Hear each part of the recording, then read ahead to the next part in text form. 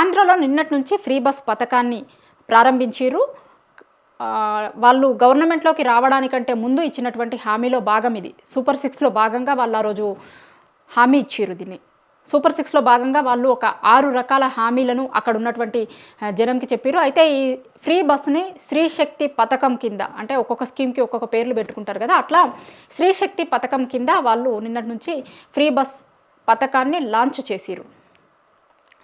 ఏపీలో కూటమి ప్రభుత్వం అధికారంలో ఉంది. నిన్న లాంచ్ చేయడంతో పాటు సీఎం చంద్రబాబు నాయుడు, అట్లనే పవన్ కళ్యాణ్ గారు, లోకేష్ గారు ముగ్గురు కూడా ఆ ఫ్రీ బస్సులో ట్రావెల్ కూడా చేశారు.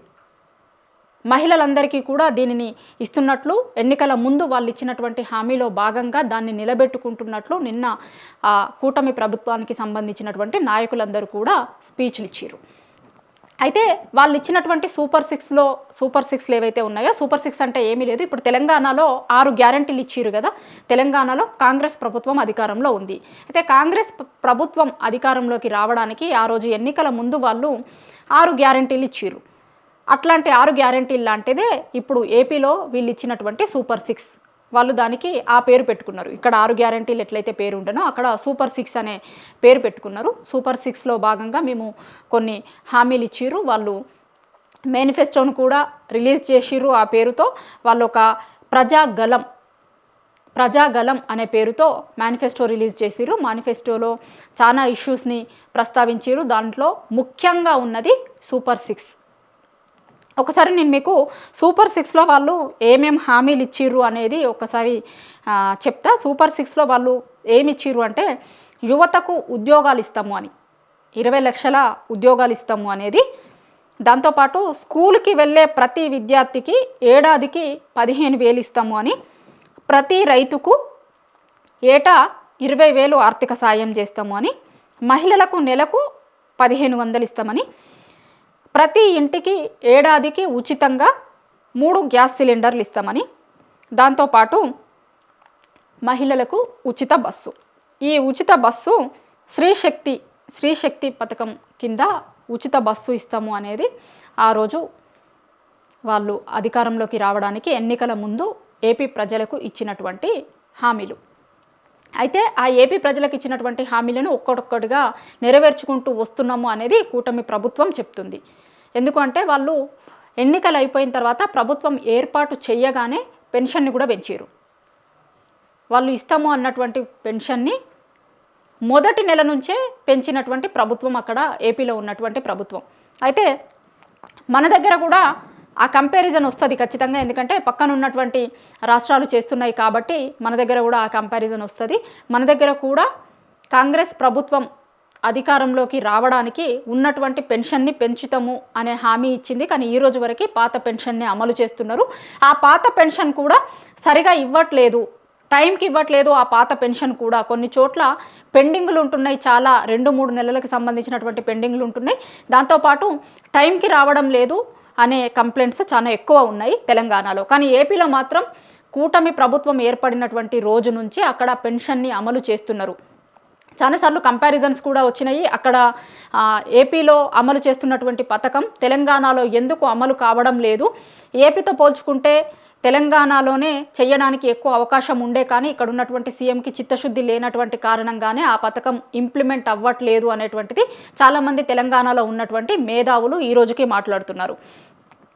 మన దగ్గర కాంగ్రెస్ ప్రభుత్వం అధికారంలోకి వచ్చి 20 నెలలు అవుతుంది, కానీ ఈ రోజు వరకు కూడా పాత పెన్షన్ని అమలు చేస్తున్నారు. అక్కడ మాత్రం కొత్త పెన్షన్ అమలవుతుంది.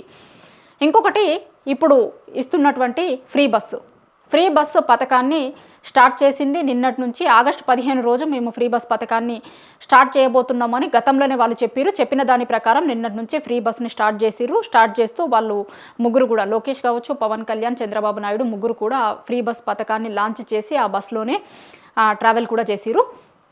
అయితే ఈ ఫ్రీ బస్సు స్టార్ట్ చేసిన తర్వాత కామన్గానే మన దగ్గర కూడా ఫ్రీ బస్సు స్టార్ట్ చేసిన తర్వాత నెక్స్ట్ వస్తున్నటువంటి చర్చ ఆటో డ్రైవర్ల గురించి.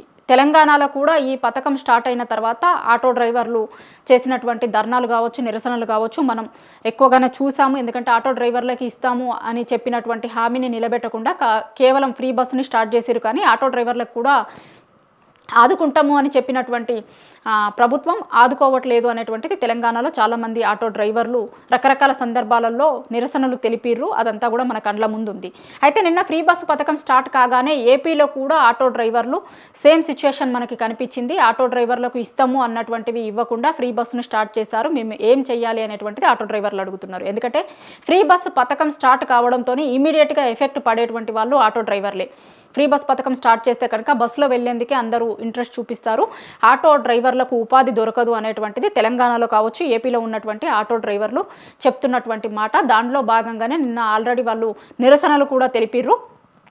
లోకేష్ మాకు ఇచ్చినటువంటి మాటను నిలబెట్టుకున్న తర్వాత దీన్ని చేస్తే బాగుంటుండే అనేటువంటిది అక్కడ ఉన్నటువంటి ఆటో డ్రైవర్లు చెప్తున్నటువంటి మాట.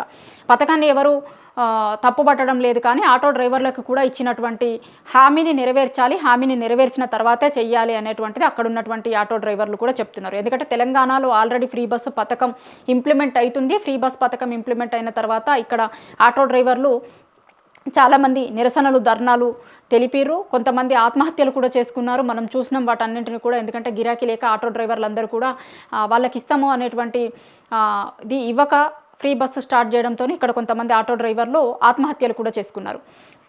సో ఇప్పుడు తెలంగాణలో ఉన్నటువంటి సిచ్యుయేషనే మాకు కూడా వస్తుంది, రాబోతుంది అనేటువంటిది అక్కడ ఉన్నటువంటి ఆటో కార్మికులు చెప్తున్నటువంటి మాట. ఫ్రీ బస్సు పథకం స్టార్ట్ చేసిరు, కానీ మాకు సంబంధించింది కూడా క్లియర్ చేయాలి అనేది అక్కడ ఉన్నటువంటి ఆటో కార్మికులు కోరుకుంటున్నది. కానీ ఇప్పటివరకు దాని మీద క్లారిటీ వచ్చినట్టుగా అయితే కనిపించట్లేదు. కానీ అక్కడ ఫ్రీ బస్కి సంబంధించింది స్టార్ట్ అయింది నిన్నటి నుంచి. వాళ్ళు ఇచ్చినటువంటి సూపర్ 6లో భాగంగా ఒక్కొక్క హామీని నెరవేర్చుకుంటూ వస్తున్నాము. మేము ఇచ్చినటువంటి హామీలను అన్నింటినీ నెరవేరుస్తాము, నెరవేర్చిన తర్వాతే ఎన్నికలకు వెళ్తాము. ఖచ్చితంగా ఎట్టి పరిస్థితుల్లో మేము ప్రజలకి ఇచ్చినటువంటి హామీలను నెరవేరుస్తాము అనేటువంటిది అక్కడ ఉన్నటువంటి మంత్రులు కావచ్చు, సీఎం, డిప్యూటీ సీఎంతో పాటు అక్కడ ఉన్నటువంటి మంత్రులందరూ కూడా చెప్తున్నారు. మేము ప్రజలకు ఇచ్చినటువంటి మాటను ఎట్టి పరిస్థితుల్లో నెరవేర్చుతాము, నెరవేర్చిన తర్వాత ఎన్నికలకు వెళ్తాము అనేటువంటిది నిన్న మళ్ళీ ఒకసారి ఫ్రీ బస్ పథకం సందర్భంగా కూడా అక్కడ ఉన్నటువంటి చాలామంది మంత్రులు మాట్లాడారు.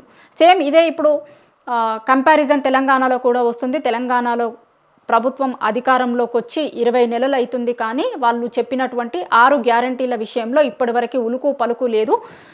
ఏపీలో ప్రభుత్వం సూపర్ 6లో భాగంగా అమలు చేస్తున్నట్లుగానే తెలంగాణలో కూడా 6 గ్యారంటీలను అమలు చెయ్యాలి అనేటువంటిది తెలంగాణలో ఉన్నటువంటి తెలంగాణ ప్రజలు అందరూ కూడా ప్రభుత్వాన్ని కోరుకుంటున్నారు. సో మొత్తం మీద ఏపీలో అయితే ఫ్రీ బస్ పథకం స్టార్ట్ అయింది. ఎట్లా ఉంటుంది, ఏం చేయబోతున్నారు, వాళ్ళు సూపర్ 6లో భాగంగా ఇచ్చినటువంటి హామీలను ఇంకా ఎన్ని రోజులలో అమలు చేయబోతున్నారు అనేటువంటిది కాలం నిర్ణయిస్తుంది.